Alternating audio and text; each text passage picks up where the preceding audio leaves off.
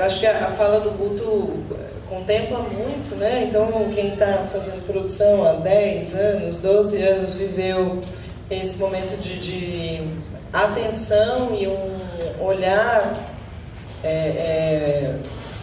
do primeiro setor do governo, né? Porque a gente não pode esquecer que cultura, lazer, né? São direitos.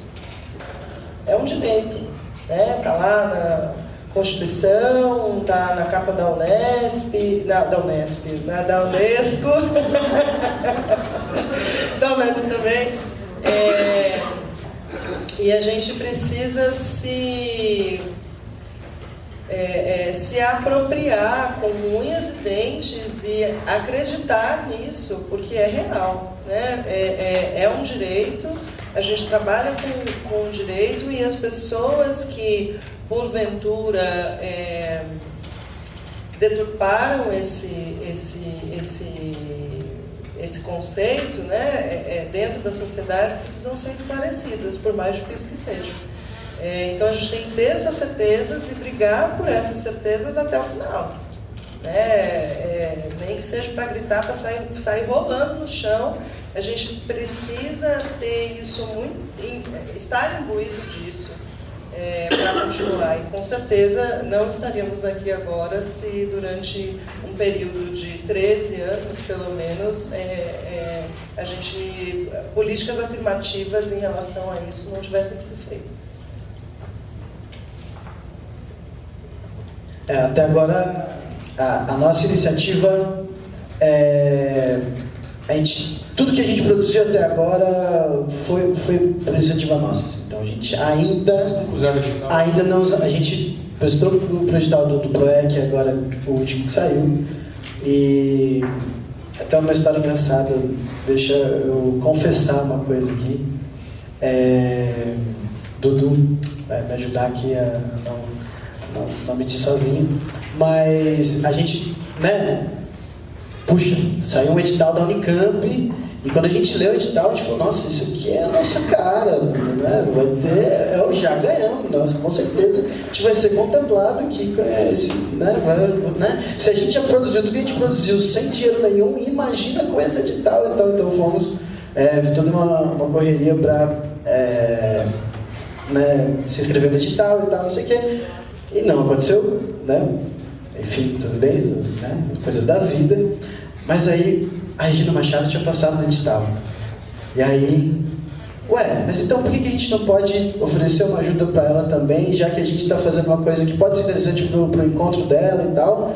E aí, quando eu fui contar para ela sobre o que a gente está fazendo e como a gente poderia ajudar, ela me disse assim, olha, eu fiquei com vontade de te colocar numa mesa e aqui eu tô, entendeu? Então, indiretamente, né, o que está acontecendo aqui agora, essa experiência que a gente está tendo de falar com mais pessoas sobre isso, é vindo do edital, né? Indiretamente, mas enfim. Vocês são os filhos dos filhos. Filhos, netos dos editais. Netos dos editais. Exato.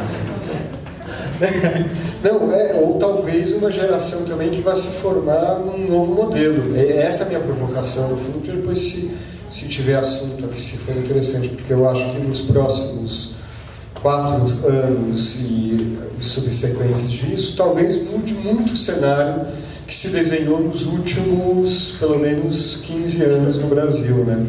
E a gente vai ter que aprender a se adaptar, porque no fundo o que a gente faz é isso, é sobrevivendo no inferno. Passo a bola aí para quem quiser.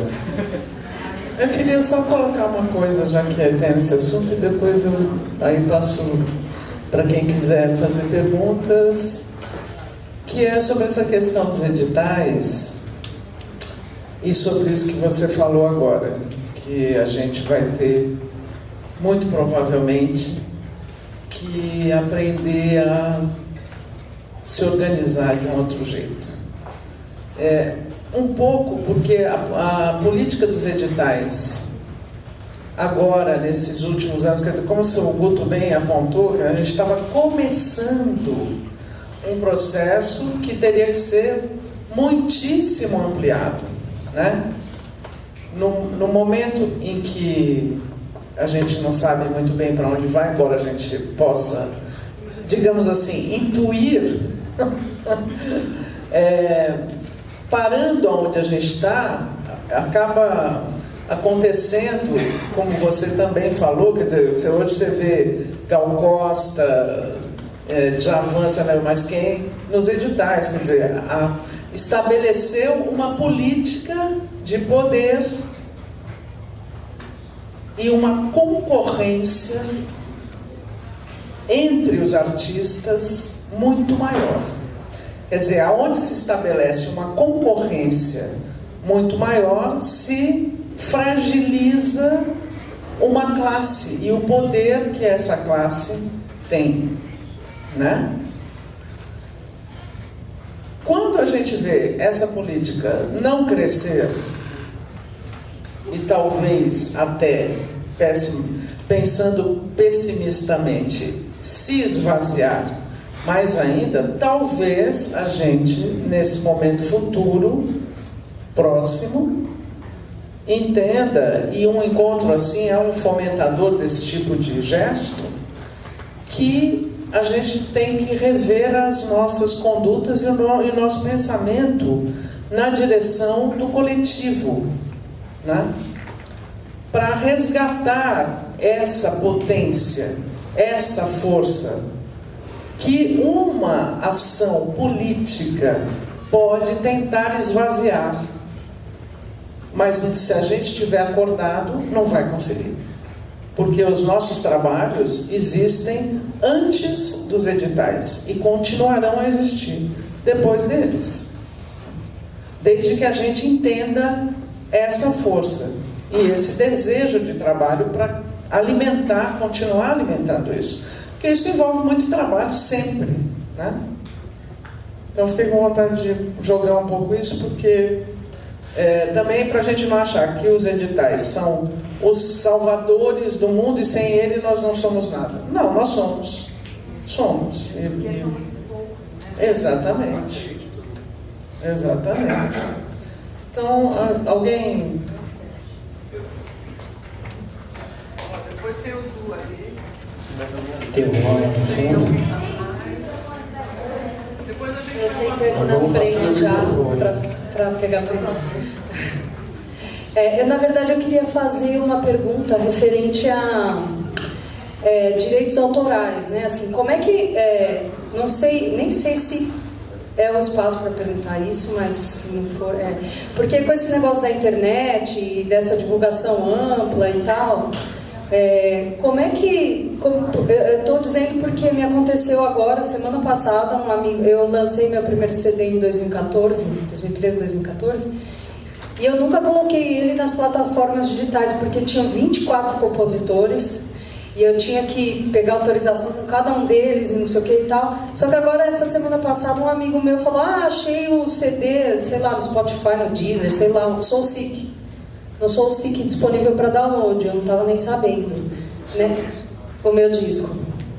E aí, tá lá, e eu não fiz lá, falei, legal, porque a gente também não pode fugir disso daí, falar, não quero... Não pode, tira, mas aí como é que fica isso, né? Onde é que está o artista aí, o compositor e tudo mais?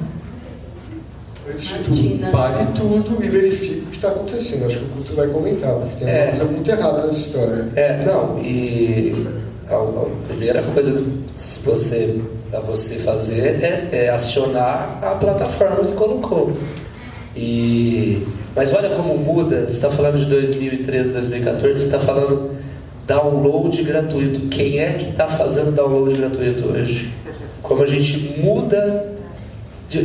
Eu falei em 2008, a gente abriu um selo de fabricar CD. Com encarte eu faço até hoje, mas enfim, não veio ao caso. Mas o teu disco não estava ainda nas plataformas, mas você descobriu que ele está numa outra plataforma. Quem aqui nunca entrou no Um Que Tenha, né? É Um Que Tenha, não é o nome? Que tinha milhares, Um Que Tinha. Mas claro que os direitos dos autores têm que estar resguardados. A gente falando aqui na nossa conversa, vindo para Campinas, o trabalho voltando ao Caetano Veloso, qual é o nome do grupo? O Caetano, Procure Saber. Procure Saber é uma plataforma dele, da União dos Artistas, para defender os direitos autorais deles, e isso é público, está lá na internet e tal. E o quanto eles têm dificuldade, eles já disseram isso, de negociar caso a caso com essas plataformas. Porque, no fundo, isso é um grande mistério. É um mistério da fé que eles estão remunerando corretamente. O YouTube está numa briga agora. Agora o YouTube está começando a pagar minimamente e assim mesmo, o YouTube agora está com uma regra nova, que o pessoal, acho que eu acompanho a coordenadora do meu selo falar isso, eu não sou muito bom nesse assunto, mas o YouTube está mais ou menos como era antigamente o ECAD. Ele começa a pagar a partir acho que 10 mil views. Ou seja, e todos os 10 mil? Todos os milhões de artistas que não têm 10 mil views, o dinheiro fica para eles.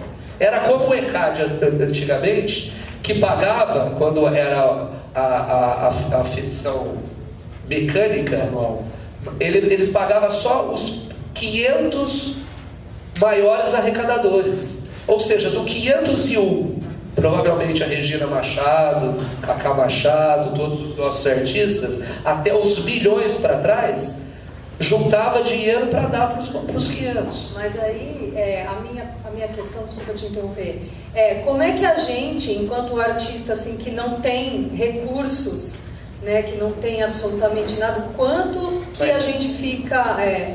na verdade, eu queria até perguntar como é que está isso, né?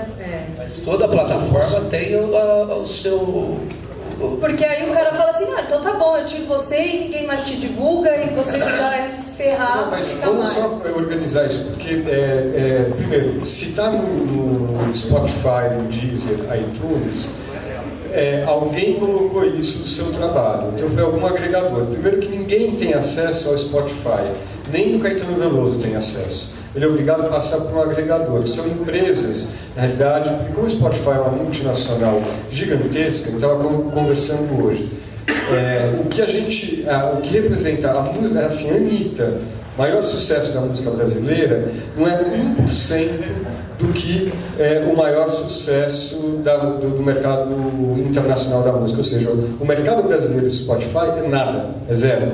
Eles não se dão ao trabalho de dialogar com a gente, portanto só com empresas intermediárias, que são os agregadores. Então o teu disco, para ele estar no Spotify, alguma empresa intermediária pegou o teu disco, pegou os direitos, assinou aqueles documentos todos e colocou lá sem você ter consciência disso. Por isso que eu digo, acho estranha essa história, não é possível. Tá, achei que tinha entendido outra coisa, perdão. Tá bom. Mas na prática, como é o seu nome? Desculpa. Martina, na prática, lá o SoulSync tem ali um canal de atendimento. Você precisa acionar.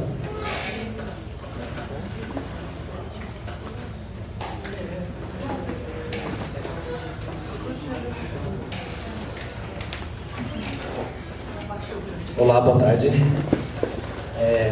Na real, eu tenho algumas perguntas, mas aquilo que a Regina, vocês estavam comentando, acho que dos editais também, acho que essas novas formas de fazer é uma coisa que eu acho que está todo mundo aí meio preocupado e tentando fazer, né? A gente teve uma experiência que a gente fez uma mostra de música autoral aqui agora, que 4 grupos aqui de Campinas se juntaram, enfim, a gente até lançou o disco lá, porque a gente estava meio cansado desse circuito de bar, assim, né? Tocar só em bar. Como são músicas autorais, eu acho que estava todo mundo também com uma vontade de tocar em algum lugar que tenha a gente consiga apresentar algo mais espetáculo do que um show em bar, por exemplo. A experiência deu certo, eu acho, de uma maneira tipo de divulgação e tudo mais. Financeiramente, nem tanto. Porque isso, a produção também é dura, né? A produção de produzir o evento, de fazer tudo, tipo, de tocar e fazer a limpeza do banheiro depois, tipo. A gente tem que estar tomando conta de tudo isso. Se não é a gente, alguém tem que estar fazendo isso para a gente fazer na da outra banda. enfim, e todo mundo ser remunerado igual, uma coisa que a gente tentou pensar em fazer. Aí, minha dúvida para vocês, não sei se vocês é de boa vocês falarem isso, mas eu queria saber da produtora de vocês dois, do Guto e Nancy, quais são as áreas que vocês atuam, com quantas pessoas essas produtoras têm mais ou menos, e que tipo de relação você tem com os artistas, uma relação tipo assim, acredito que a porcentagem que a produção tira de cada artista e de cada trabalho que é feito, uma coisa é você vender, outra coisa é você vender e estar lá no dia, por exemplo. Acho que tem coisas que são diferentes. Mas o que baseia vocês nessa relação? Assim, tipo, até quando eu acho justo ganhar como produtor nesse trabalho artístico de tal artista? Existe alguma coisa que baseia vocês de uma coisa... Acho que metade é bom, por exemplo. Metade é o meu máximo. Ou vão ganhar tudo junto porque eu cuido de tudo. Eu organizei material do artista, não só vendo. Eu faço um monte de coisa, sabe? Eu faço material novo, enfim. Queria saber isso, de como vocês trabalham. Não tem uma regra, né? Você tem parâmetros de mercado, né? Então, durante muito tempo era 20%, depois isso aumentou, aí diminuiu. E como eu entendo... Bom, primeira coisa, na Benza Deus a gente trabalha sobre resultados. Então, alguns produtores, normalmente quando são produtores independentes, não se organizam em forma de empresa, recebem uma ajuda de custo do artista para minimamente custear seus gastos ali com telefone, transporte, internet, enfim, pelo trabalho, mais um percentual. Na produtora, eu tenho a opção de trabalhar por resultado, porque eu entendo que o artista investe na obra artística dele, né? Seja fazer, é um CD, vamos prensar um CD, é um livro, é colocar na plataforma digital, principalmente, né, o entorno disso. Não adianta você lançar um disco sem ter uma foto de divulgação. Você fazer um show e não encontrar, não ter um registro para poder esse show ser fomentado, existir uma difusão, né? Como eu entendo em relação a percentuais, né? A gente trabalha dessa forma na produtora. Com alguns artistas, a gente cuida de agenciamento, produção e planejamento, gestão, né? E aí é importante dizer que horas pensadas, pesquisadas e tutano, né, de quem está fazendo esse planejamento precisa ser remunerado. E normalmente é 10% para cada uma dessas coisas.